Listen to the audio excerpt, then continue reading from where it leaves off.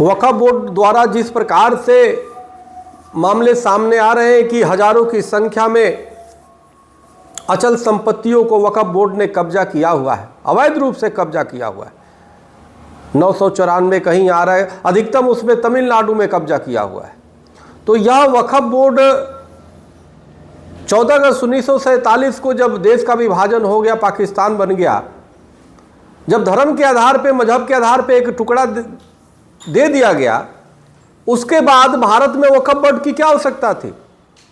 आज वक्फ बोर्ड भारत का सबसे बड़ा भूमाफिया है। मेरा मानना है कि जो पिछली सरकारों ने इसको भस्मासुर बनाया, अधिकार देकर के, पावर देकर के, कांग्रेस की सरकारों ने, केंद्र की सरकार, वर्तमान की सरकार, प्रधानमंत्री मोदी जी की सरकार, वक्फ बोर्ड की मान्यता संसद से तत्काल समाप्त करे, उसके अधिकार को तत्काल समाप्त करे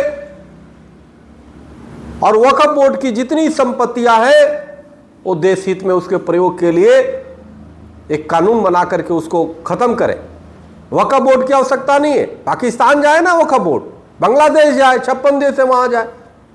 भारत में, हिंदुस्तान में हिंदू बहुसंख्यक है, हिंदू बोर्ड है नहीं और बन रहा है वक्फ बोर्ड।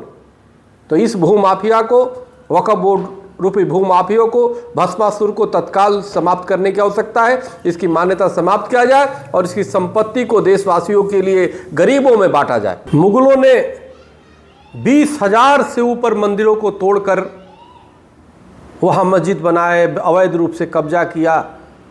वो सिर्फ विदेशी आक्रांता थे, विदेशी लुटेरे थे।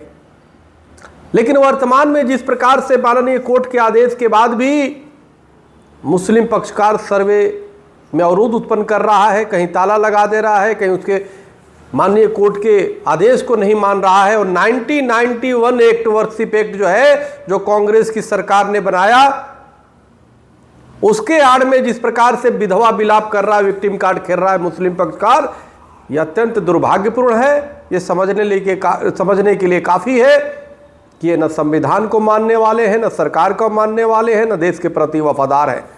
क्योंकि जो देश के प्रति वफादार होगा, संविधान को मानेगा, वो निश्चित रूप से जो न्यायालय के आदेश है उसको मानेगा। लेकिन जिस प्रकार से विरोध हो रहा है, यह मुस्लिम पक्षकार या जो कट्टरपंथी कान खोल करके सुन ले कि एक एक मंदिर जिन्होंने, मुगलों ने कब्जा किया, लेकर रहेंगे।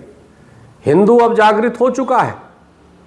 राम मंदिर भी ऐसे नहीं बना, हमारे पूर्वजों ने, लाखों पूर्वजों ने उसके लिए अपनी जान दी और हमने एक लीगल लड़ाई लड़ी, कानूनी लड़ाई लड़ी और सर्वोच्च न्यायालय तक विजय प्राप्त की। तो चाहे कैसे भी होना होगा, हम अपनी आस्था को बचा के रहेंगे, अपनी मंदिर के अधिकार को लेकर के रहेंगे।